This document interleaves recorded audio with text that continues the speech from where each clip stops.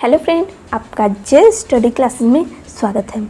अभी तक हम पी ब्लॉक के तत्वों के बारे में ही पढ़ रहे हैं और आज का हमारा नया टॉपिक रहेगा हाइड्रोक्लोरिक अम्ल का भौतिक तथा रासायनिक गुण।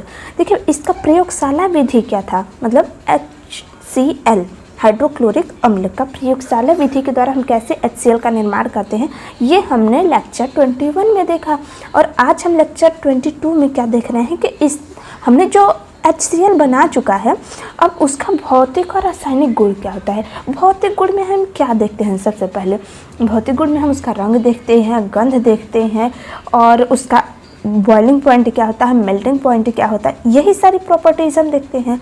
और रासायनिक गुण जो होता है उसमें हम क्या देखते हैं कि ये जो HCl है यह किसी और तत्व के साथ अगर हम इसका रिएक्शन कराएं तो कैसा उसके साथ बिहेवियर करता है, इसके बारे में हम पढ़ेंगे। ठीक है, तो हमने अभी फर्स्ट हेडिंग बनाया है भौतिक गुण, किसका, HCl का हम लिख दे रहे हैं। मतलब अब यहाँ पर लिख सकते हैं HCl या हाइड्रोक्लोरिक अम्ल का भौतिक गुण। ठीक है, सबसे फर्स्ट पॉइंट हमारा रहेगा, अब ये HCl इसका रंग कैसा होता है। तो अगर रंग के रूप में देखा जाए तो यह रंगहीन होता है।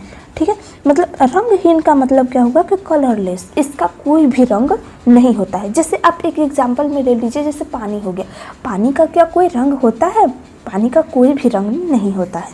ठीक है, तो HCl का भी कोई रंग नहीं है। दूसरा पॉइंट आता है हमारा गंध। ठीक है, कि मतलब अगर मान लीजिए अगर हम इसे सूंघें तो क्या इसमें किसी भी प्रकार का कोई गंध आता है, तो यह बहुत ही तीक्ष्ण गंध वाली होती है। ठीक है, तो कैसा गंध इसमें आता है, तीक्ष्ण आता है, तीक्ष्ण गंध वाली गैस है यह।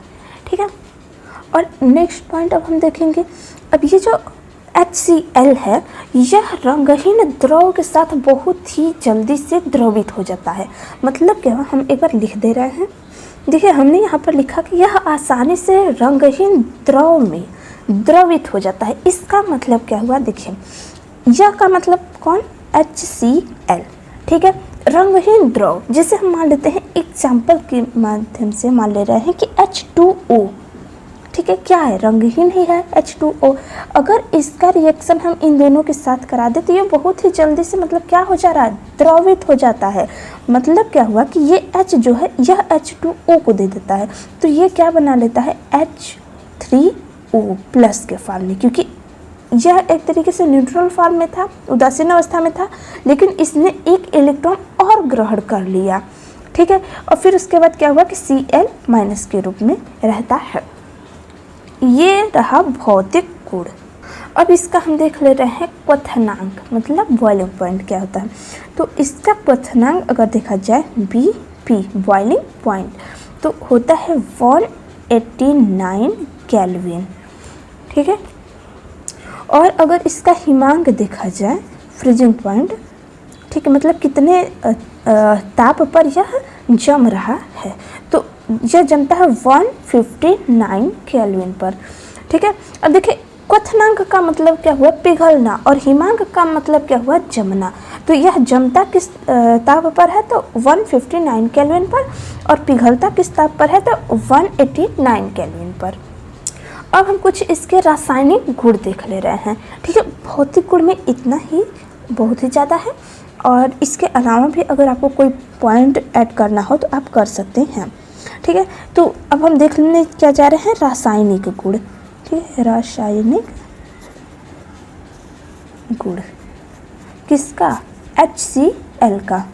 ठीक है, तो इसमें हम फर्स्ट रिएक्शन क्या देखेंगे, HCl का। देखिए, फर्स्ट हम देखने जा रहे हैं रिएक्शन इसका, क्षार से अभिक्रिया। ठीक है, मतलब रिएक्शन ऑफ बेस, तो क्षार से क्रिया फर्स्ट पॉइंट रहा। अब क्षार में क्या ले ले, जैसे मान लीजिए NaOH, इसे क्या बोलते हैं, सोडियम हाइड्रोक्साइड। इसका रिएक्शन हम किसके साथ कराएंगे, HCl। तो हम यहाँ पर लिख दिए HCl, और इसका रिएक्शन अब हम कराने जा रहे हैं तो क्या होगा, HCl NaOH। अगर इसे हम दो पार्ट में तोड़ दें, NaO H Na प्लस के फॉर्म में और OH माइनस के फॉर्म में, इसी तरह H प्लस के फॉर्म में टूट जाता है और Cl माइनस के फॉर्म में, इसका पॉजिटिव इसके नेगेटिव के साथ और इसका नेगेटिव इसके पॉजिटिव के साथ, मतलब ये दोनों आपस में मिल जाएंगे और ये दोनों आपस में। तो सबसे पहले NaCl का निर्माण हो जाएगा और H2O का निर्माण हो जाता है। ये क्षार के साथ रिएक्शन रहा। और इसके अलावा आप दूसरा भी रिएक्शन देख सकते हैं, जैसे KOH हो गया, ये भी क्या है, क्षार ही तो है। HCl के साथ रिएक्शन, तो क्या बनेगा, KCl बन जाता है और H2O बन जाएगा। जैसे ऊपर वाला रिएक्शन था वैसे नीचे वाला रहा। इसके अलावा भी आप दूसरा एग्जाम्पल ले सकते हैं, जैसे BaOH का होल ट्वाइस, इसका रिएक्शन हम कराने जा रहे हैं HCl के साथ, तो क्या बनाएगा। देखिए यहाँ पर BaOH होल ट्वाइस है, तो मतलब Ba ने OH के साथ 2 बार जुड़ा है, तो मतलब यहाँ पर बना लेगा BaCl2 प्लस, अब HOH है, एक H यहाँ का, मतलब H2O बना लेता है। अब रिएक्शन को बैलेंस करने के लिए यहाँ पर क्लोरीन 2 है, तो हम यहाँ पर 2 से मल्टीप्लाई कर दे रहे हैं और रिएक्शन हमारा क्या होगा, बैलेंस हो गया। अब हम नेक्स्ट ले रहे हैं धातु ऑक्साइड के साथ रिएक्शन। ठीक है, अब देखिए धातु ऑक्साइड का मतलब क्या हुआ, धातु ऑक्साइड से क्रिया,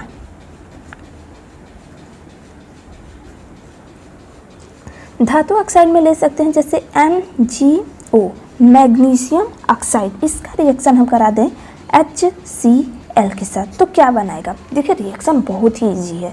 अब हम MgO के साथ करा रहे हैं, तो मतलब Mg ये तो बनेगा, लेकिन अब इसका पता ही होगा कि इसे 2 पार्ट में तोड़ेंगे तो अलग अलग डिवाइड हो जाएंगे।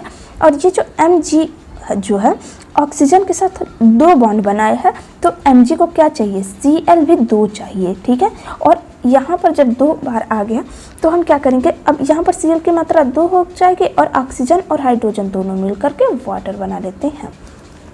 ठीक है, अगर आपको ये रिएक्शन नहीं समझ में आए तो हम बता दे रहे हैं कैसे। देखिए Mg पर क्या चार्ज होता है, Mg पर +2 का चार्ज होता है और ऑक्सीजन O2 के फॉर्म में ही होता है। ठीक है, -2 के फॉर्म में होता है। अब क्या होता है कि ये दोनों चार्ज जो होते हैं कैंसिल हो जाते हैं और इसलिए क्या बना लेते हैं, MgO बना लेते हैं। लेकिन अब Mg अगर क्लोरीन के साथ मिल जाए तो क्या होगा, Mg पर +2 चार्ज होता है, क्लोरीन पर -1 का चार्ज होता है, जिसके कारण ये कटते नहीं है। तो इसका वाला जो चार्ज का नंबर जो है, यहाँ पर 2 नंबर है, यह क्लोरीन के यहाँ पर चला आता है और इसका जो नंबर है क्लोरीन का, अब यहाँ पर माइनस का मतलब क्या हुआ, -1 क्लोरीन है, तो इसका नंबर यहाँ पर चला जाता है, मतलब मैग्नीशियम के पास चलाता है। तो इसलिए Mg 1 था तो हमने 1 यहाँ पर नंबर नहीं दिखाया और Mg का नंबर हमने यहाँ पर दिखा दिया। ठीक है, और इस तरह रिएक्शन को हमने कंप्लीट कर दिया। अगर आप चाहें तो इसी तरह दूसरा भी ले सकते हैं, जैसे Cu copper oxide, CuO copper oxide का रिएक्शन HCl के साथ करा देते हैं, तो क्या बनाएगा, बस कॉपर पे भी क्या होता है, Cu2+ के फॉर्म में होता है, मतलब यह निकलेगा तो CuCl2 के फॉर्म में निकलेगा और यहाँ पर हाइड्रोजन यहाँ पर ऑक्सीजन दोनों मिल जाएंगे और वाटर बना लेते हैं। ठीक है, अगर आप चाहें तो इसी तरह एक और रिएक्शन लिख लीजिए, क्या, जिंक ऑक्साइड का रिएक्शन HCl के साथ कराएंगे तो क्या होगा, जिंक भी किस फॉर्म में रहता है, Zn2+ के फॉर्म में, तो क्या बनेगा, ZnCl2 बना लेगा और हाइड्रोजन ऑक्सीजन मिलकर H2O का निर्माण कर देंगे। बैलेंसिंग यहाँ पर कंप्लीट हो गया। ठीक है, अब हम नेक्स्ट रिएक्शन देखने जा रहे हैं। नेक्स्ट में थर्ड आएगा क्या, अमोनिया के साथ रिएक्शन, अमोनिया के साथ रिएक्शन कराने जा रहे हैं। ठीक है, देखिए अमोनिया के साथ जब रिएक्शन करता है तब क्या देगा, अमोनिया का मतलब क्या हुआ, अमोनिया का फार्मूला NH3। ठीक है, किसके साथ रिएक्शन, HCl हाइड्रोक्लोरिक एसिड के साथ, तो क्या होता है। अब देखिए इसमें कोई भी पार्ट टूटता नहीं है। अगर आप अमोनिया बनाने की हेबर विधि या फिर प्रयोगशाला विधि देखे होंगे तो हमने ये कई बार हमने इस तरह के रिएक्शन को दिखाया भी था। ठीक है, मतलब ये रिएक्शन हम पहले ही करवा चुके हैं और यहाँ पर भी हम करा दे रहे हैं। अब देखिए NH3 है, NH, अब ये क्या करता है, 3 जो है एक इसके इलेक्ट्रॉन को, मतलब इसके हाइड्रोजन को और ले लेता है, 4 बन गया और Cl को ले लेता है और ये मतलब अमोनिया जो है HCl के साथ मिल करके अमोनियम क्लोराइड बनाते हैं। इसे बोलते हैं अमोनियम क्लोराइड। ठीक है, क्लोराइड। अब देखिए अमोनियम हाइड्रोक्साइड एक होता है NH4OH, ठीक है। अमोनियम हाइड्राइड का रिएक्शन अगर हम HCl के साथ करा देते हैं तब क्या बनाएगा, देखिए तो भी यही फॉर्म, मतलब ये जो हमें मिला है यही हमें प्राप्त होगा। कैसे, इसका OH, अब देखिए ये दो भाग में टूट जाएगा, ठीक है। ये OH टूटा और H इधर टूटा, तो सबसे पहले क्या बना लेंगे, सब वाटर बना लेंगे, ठीक है। और उसके बाद क्या हो जाएगा, NH4 तो रहेगा ही। अब ये टूटकर बाहर निकल चुका है तो इसका भी क्लोरीन बाहर, मतलब यहाँ का हाइड्रोजन बाहर निकल चुका है, तो मतलब NH4 और Cl दोनों मिल जाएंगे और बना लेंगे क्या, अमोनियम क्लोराइड, ठीक है। नेक्स्ट अब हम रिएक्शन देखने जा रहे हैं धातु कार्बोनेट के साथ रिएक्शन, ठीक है, धातु कार्बोनेट के साथ। अब देखिए धातु कार्बोनेट का मतलब क्या हुआ, अब किसके साथ रिएक्शन कराने जा रहे हैं, HCl तो रहेगा ही। अब कार्बोनेट का मतलब क्या हुआ, जैसे हम लोग बोलते हैं ना सोडियम कार्बोनेट Na2CO3, इसको क्या बोलते हैं, सोडियम कार्बोनेट, ठीक है। अब ये दोनों आपस में रिएक्शन करते हैं। अब इस रिएक्शन में क्या होता है कि ये जो सोडियम है इसको तो केवल क्लोरीन से मतलब रहता है ज़्यादातर, देखेंगे रिएक्शन में NaCl बना लेगा, ठीक है। NaCl बना लिया। अब क्या हुआ कि यहाँ हाइड्रोजन है और यहाँ CO3 है और यहाँ पर सोडियम 2 है। एक तरीके से सोचिए कैसे रिएक्शन करा रहे हैं। अब यहाँ पर सोडियम 2 है तो यहाँ पर क्लोरीन 1 है, मतलब 2 से तो मल्टीप्लाई होगा ही। अभी हमने रिएक्शन पूरा लिखा नहीं है लेकिन हम कंप्लीट कराकर आपके दिमाग को सोचने के लिए मजबूर कर रहे हैं कि देखिए यही होगा, सोडियम 2 है तो क्लोरीन के साथ भी 2 बार के द्वारा जुड़ेगा, ठीक है। अब क्या होगा कि अब यहाँ पर हम 2 से मल्टीप्लाई कर देंगे तो यहाँ पर 2 हाइड्रोजन है, अगर यहाँ से 1 ऑक्सीजन मिल जाता तो इसका काम हो जाता, मतलब ये H2O बना लेता, ठीक है। और यहाँ पर क्या हो जाता, 1 ऑक्सीजन यहाँ से निकल चुका है तो क्या हुआ, बस CO2 बना लेगा, CO2 गैस कार्बन डाइऑक्साइड बना लेता है, ठीक है। तो ये रिएक्शन रहा सोडियम कार्बोनेट का रिएक्शन। अगर हम हाइड्रोक्लोरिक अम्ल के साथ कराते हैं तो हमें क्या क्या मिलता है, ठीक है। अगर हम यही रिएक्शन अगर मान लीजिए हम कैल्शियम कार्बोनेट CaCO3 का रिएक्शन HCl के साथ करा दे तो क्या हो जाएगा, अरे कोई पहाड़ थोड़ी टूट पड़ेगा, बस वही चीज़ होगा क्या। अब यहाँ पर क्लोरीन है, आपको पता ही होगा कि Ca जो है ये +2 के फॉर्म में रहता है, +2 के फॉर्म में है तो मतलब क्या हुआ, Ca अगर क्लोरीन के साथ रिएक्शन करेगा तो क्या CaCl2 बना लेगा, ठीक है। अब बस वही वाला रिएक्शन, क्या हाइड्रोजन को क्या चाहिए, ऑक्सीजन चाहिए, दे दीजिए भाई, तो H2O बना लेगा। अब यहाँ से 1 ऑक्सीजन निकल चुका है तो ये CO2 बना लेगा, हो गया रिएक्शन, ठीक है। यहाँ पर 2 से मल्टीप्लाई कर दीजिए, रिएक्शन को भी हमने बैलेंस कर दिया।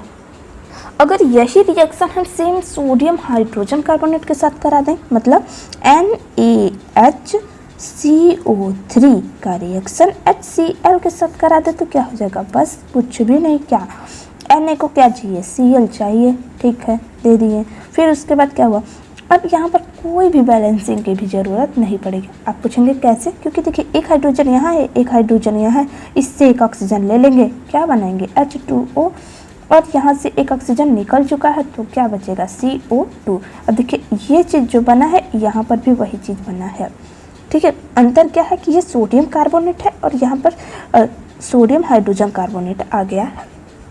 यहाँ पर एक पॉइंट नोट डालकर लिखिएगा, कॉन्सेंट्रेट HCl और कॉन्सेंट्रेट नाइट्रिक अम्ल के आयतन से, ठीक है। हमने क्या बोला, कॉन्सेंट्रेट मतलब सांद्र HCl और सांद्र नाइट्रिक अम्ल के आयतन से 3:1 का मिश्रण प्राप्त होता है। मतलब इन दोनों का रिएक्शन हम अगर कराते हैं तो 3:1 का हमें मिश्रण प्राप्त होता है, जिसे एक्वारेजिया कहते हैं, ठीक है। इस मिश्रण में क्या होता है कि गोल्ड, मतलब जिसका सिंबल हमने दिखा दिया Au, और प्लेटिनम आदि घुल जाती हैं, ठीक है। जैसे हम रिएक्शन करा रहे हैं, कॉन्सेंट्रेट HCl है और फिर कॉन्सेंट्रेट HNO3 है, ठीक है। ये जब आपस में रिएक्शन करते हैं तो क्या बनाते हैं, यह बनाते हैं NOCl। ठीक है, इसके बाद एक क्लोरीन को मुक्त कर देते हैं और ये हाइड्रोजन और इसका एक ऑक्सीजन मिल करके वाटर बना देते हैं।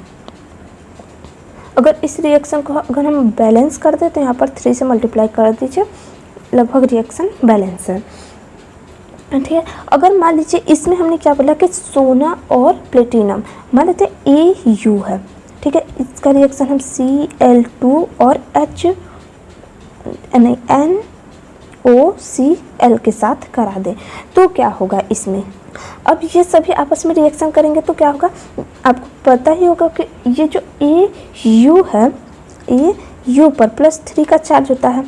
ठीक है, तो क्या हो जाएगा कि AU अब कितना 3 चार्ज का मतलब Cl कितना बनाएगा, 3 बनाएगा। ठीक है, अब यहाँ का 2 क्लोरीन, 1 क्लोरीन यहाँ का सब इसके पास चला गया और बचा क्या, NO, तो हमने बना दिया यहाँ पर। अब इसका रिएक्शन हम क्या करेंगे, जिससे हमने सोना लिया। ठीक है, सोना का रिएक्शन हम नाइट्रिक अम्ल के साथ करा दे रहे हैं। ठीक है, नाइट्रिक अम्ल का रिएक्शन HCl के साथ। ठीक है, तो यहाँ पर कैसा रिएक्शन होगा, तो ये AU है तो AU को कितना क्लोरीन चाहिए, 3 चाहिए, तो क्लोरीन दे दीजिए 3। फिर उसके बाद क्या हुआ, यहाँ पर हाइड्रोजन, यहाँ पर हाइड्रोजन, इसका एक ऑक्सीजन लेकर यहाँ चले आएंगे, मतलब H2O बना लेंगे। और क्या बचेगा, अब यहाँ से ऑक्सीजन भी चला गया तो क्या बनेगा, यहाँ पर NO बन जाता है। अगर हम रिएक्शन को बैलेंस कर दें तो यहाँ पर 3 से मल्टीप्लाई कर दीजिए। अब हम इस रिएक्शन को बैलेंस तो कर दिए, क्या बैलेंस है, AU 1 है, क्लोरीन 3 है। ठीक है, हाइड्रोजन यहाँ पर 2 है, यहाँ पर 3, 1 4, तो यहाँ पर हम 2 से मल्टीप्लाई कर दिए, हो गया। अब ऑक्सीजन यहाँ पर 2 हो गया और एक ऑक्सीजन यहाँ पर हो गया। ठीक है, तो इस तरह ये रिएक्शन बैलेंस हो गया। अगर मान लीजिए हमने ये जो EuCl3 बनाया है, EuCl3, अगर इसका रिएक्शन हम HCl के साथ करा दे तो क्या होगा, तो देखिए रिएक्शन क्या हो जाता है। ये मतलब इस तरह का रिएक्शन हम कोऑर्डिनेशन कंपाउंड वाले चैप्टर में पढ़ेंगे, लेकिन यहाँ पर जान लीजिए कि कैसा ये रिएक्शन होता है। ये क्या करता है कि H को बाहर कर देता है और एक बड़ा ब्रैकेट बना लेते हैं।